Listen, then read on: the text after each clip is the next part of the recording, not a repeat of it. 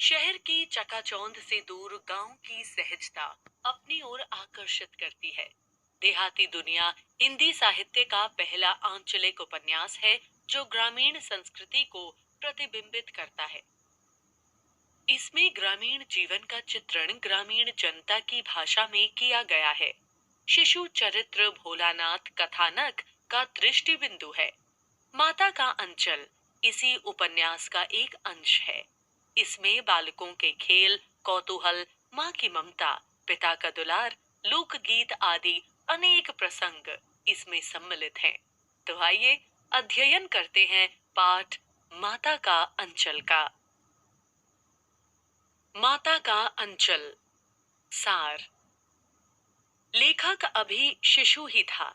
वह सुबह जल्दी उठकर नहा धोकर पिताजी के साथ पूजा करने बैठ जाया करता था। वह माता के पास न सोकर पिता के पास सोता था, इसलिए पिता ही उसे नहलाकर पूजा में बिठा देते थे। वह जिद कर कर अपने माथे पर त्रिपुंड लगवाया करता था। लंबी लंबी जटाओं के कारण वह बम भोला प्रतीत होता था। पिताजी उसे प्यार से भोलानाथ कहकर पुकारते थे। लेखक अपने पिता को बाबूजी तथा माँ को मैया बुलाते थे। जब बाबूजी रामायण पढ़ते थे तब वह उनके पास बैठकर शीशे में अपना मुंह देखता था और पिताजी को अपनी ओर देखते देखकर लजा जाता था। पिताजी पूजा करने के बाद अपनी रामनामा बही पर 1000 राम नाम लिखा करते थे। उसके बाद कागज के टुकड़ों पर 500 बार राम नाम लिखकर उन्हें आटे की गोलियों में लपेटते थे और गंगा की ओर चल देते थे। बाबूजी एक एक करके उन गोलियों को मछलियों को खिलाते थे। उस समय लेखक पिताजी के कंधों पर बैठकर मुस्कुराता रहता था। लेखक के पिता उनके साथ कुश्ती भी लड़ा करते थे। वे शिथिल होकर लेखक को बढ़ावा देते थे। जब लेखक उन्हें हराकर उनकी छाती पर चढ़कर उनकी मूंछ उखाड़ने लगता था, तब पिताजी उसके हाथों को छुड़ाकर चूम लेते थे। पिताजी के खट्टा और मीठा चुम्मा मांगने पर वह अपना बायां और दायां गाल सामने कर देता था। फिर पिताजी उसके कोमल गालों पर अपनी मूंछ दाढ़ी गढ़ा देते थे। तब लेखक फिर से उनकी मूंछ नोचने लगते थे। तब पिताजी झूठ मूठ रोने लगते थे। लेखक के पिता उसे अपने हाथों से भोजन खिलाते थे। जब उसका पेट भर जाता था तो मैया फिर से उसे यह कहकर खिलाती, जब खाएगा बड़े बड़े कौर तब पाएगा दुनिया में ठौर। फिर वह उसे दही भात सानकर तोता मैना कबूतर हंस आदि के नाम लेकर खिलाती चली जाती। उसके बाद वह रस्सी से बंधा लकड़ी का घोड़ा लेकर गली में खेलने निकल पड़ता था। कभी कभी मैया जबरदस्ती उसके सिर पर चुल्लू भर कड़वा तेल डालकर उसकी नाभि तथा माथे पर बिंदी लगाकर चोटी गूंथकर उसमें फूलदार लट्टू बांधकर रंगीन कुर्ता टोपी पहनाकर ही भेजती थी। वह रोता सिसकता हुआ माँ से छूट पाता था। जब वह रोते हुए बाहर निकलते तो उन्हें अपने साथियों का झुंड मिल जाता था और वह उनके साथ मिलकर खेल तमाशे करने लगता था। उनके खेल नाटकों जैसे हुआ करते थे। कभी वे चबूतरे के कोनों को अपना नाटक घर बनाकर उस पर मिठाई की दुकान लगाते थे। उस दुकान पर कागज का चंदुआ ताना जाता था। ढेले पत्ते गीली मिट्टी और ठीकरों से मिठाइयाँ बनती थीं। इन मिठाइयों के खरीदार भी वे ही थे और वे ही दुकानदार होते थे। बाबूजी भी उसमें शामिल हो जाते थे। थोड़ी देर बाद घरौंदा बनाया जाता।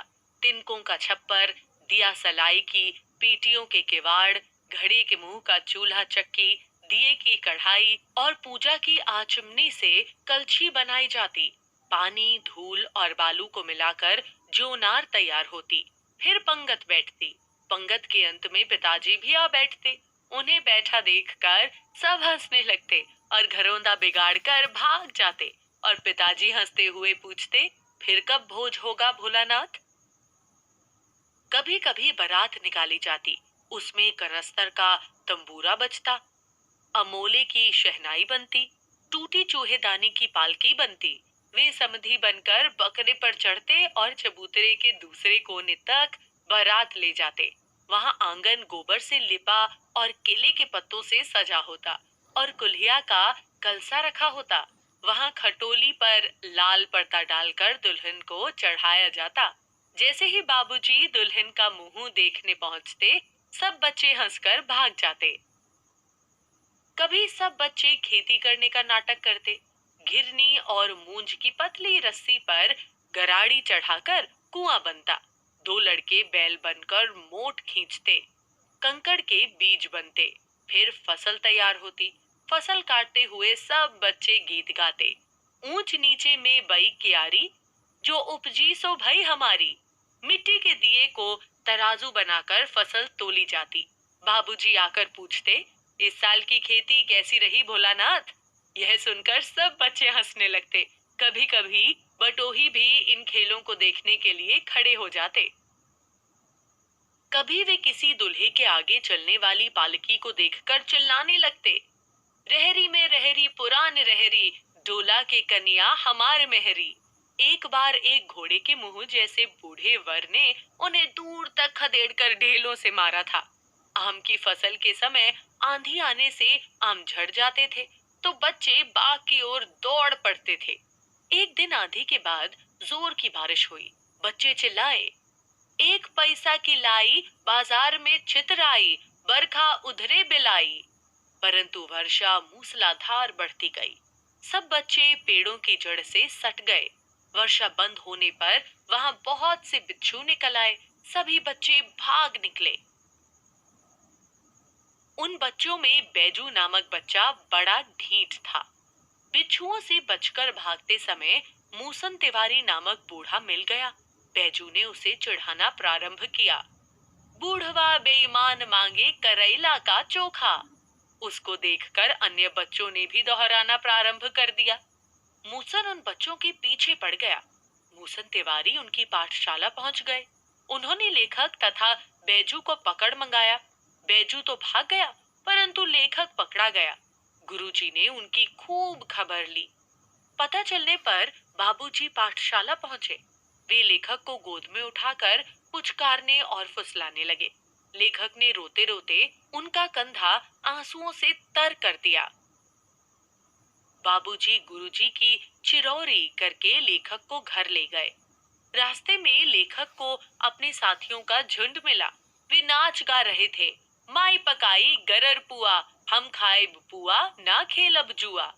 लेखक रोना छोड़कर साथियों के साथ वहीं तान सुर अलापने लगा। सारे लड़के मकई के खेत में दौड़ पड़े। देखकर चिड़िया पकड़ने लगे।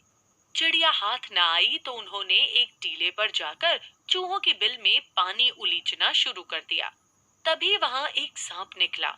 सब बच्चे रोते चिल्लाते हुए भाग निकले। बच्चे लहूलुहान हालत में घर पहुंचे। लेखक बदहवास हालत में दौड़ता हुआ घर में घुसा। बाबूजी उस समय बरामदे में बैठे हुए हुक्का गुड़गुड़ा रहे थे। उन्होंने लेखक को पुकारा भी, परंतु लेखक सीधे मैया की गोद में जा छिपा। बच्चे को कांपता देखकर माँ रोने लगी और उसके अंग दबाने लगी एवं चूमने लगी। उससे डरने का कारण पूछने लगी। उसके घावों पर हल्दी पीसकर लगाने लगी। लेखक का सारा शरीर थर थर कांप रहा था। वह धीमे स्वर में सा सा सा सा ही कह पा रहा था। उसकी आंखें नहीं खुल रही थी। मैया उसे बड़े लाड़ से गले लगाए हुए थी। बाबूजी ने दौड़कर अपनी गोद में लेना चाहा, किंतु लेखक ने माँ का आंचल न छोड़ा। शिव पूजन सहाय। शिव पूजन सहाय का जन्म सन 1893 में गांव उनवास, जिला भोजपुर, बिहार में हुआ था। उनके बचपन का नाम भोलानाथ था। 10वीं की परीक्षा पास करने के बाद उन्होंने अदालत में नकल नवीस की नौकरी की। बाद में वे हिंदी के अध्यापक बन गए। असहयोग आंदोलन के प्रभाव से उन्होंने सरकारी नौकरी से त्याग पत्र दे दिया। शिव पूजन सहाय अपने समय के लेखकों में बहुत लोकप्रिय और सम्मानित व्यक्ति थे। सन 1963 में उनका देहावसान हो गया। शिव पूजन सहाय अपने समय के लेखकों में बहुत लोकप्रिय और सम्मानित व्यक्ति थे। उन्होंने जागरण, हिमालय, माधुरी, बालक आदि कई प्रतिष्ठित पत्रिकाओं का संपादन किया। वे हिंदी की प्रतिष्ठित पत्रिका मतवाला के संपादक मंडल में थे। वे मुख्यतः गद्य के लेखक थे। देहाती दुनिया, ग्राम सुधार, वे दिन वे लोग, स्मृति शेष आदि उनकी दर्जन भर गद्य कृतियां प्रकाशित हुई हैं। शिव पूजन रचनावली के 4 खंडों में उनकी संपूर्ण रचनाएं प्रकाशित हैं। उनकी रचनाओं में लोक जीवन और लोक संस्कृति के प्रसंग सहज ही मिल जाते हैं।